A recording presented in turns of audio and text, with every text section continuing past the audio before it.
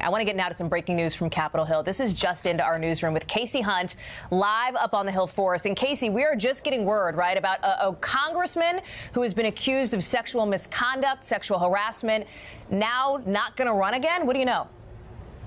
Hallie, NBC News has confirmed that Congressman Blake Farenthold, he's a Republican from Texas, is not going to seek re-election in 2018 after a second person accused him of harassment and abuse. This staffer was named in a CNN story. It's actually a man who says that the congressman made inappropriate remarks, very vulgar remarks about his wife-to-be when he was working in Farenthold's office. He also described an overall culture in the office of harassment, anger, vulgar jokes, inappropriate treatment of staffers that was across the board, not necessarily just sexual in nature. This comes after, of course, Farenthold had been fighting a lawsuit from a former staffer, Lauren Green, and had been under investigation by the Ethics Committee, but only recently did that case come back into the spotlight because of the Me Too movement and all the conversations that we've been having.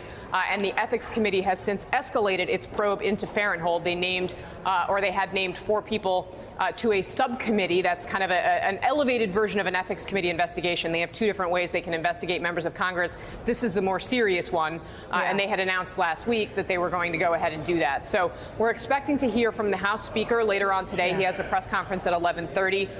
The Speaker had called for John Conyers to resign. Conyers, of course, had paid out a settlement to a woman who accused him of misconduct, and there were some critics of the Speaker's who said that meant that if you were going to apply that standard, you needed to call on Farenthold to resign as well. He hadn't done that to this point, but he met twice with Farenthold yesterday. Farenthold also meeting with Congressman Steve Stivers, who, of course, is in charge of getting Republicans elected to the House. And this, it seems, is the decision. We'll see if there's pressure on Farenthold to go beyond this and to resign sooner than the end of next year.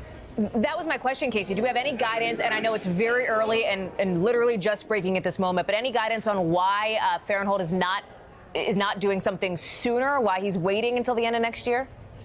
Well, he's clearly dug in and has been fighting this every step of the way. So it's possible that there is, and I'm going to be interested to see if there's any conflict between what Farenthold and what we're reporting at this point and where the leadership stands. I think our reporting right now would indicate that this is kind of what was agreed to generally, and we may only see more pressure if there were to be additional allegations. But again, we'll see.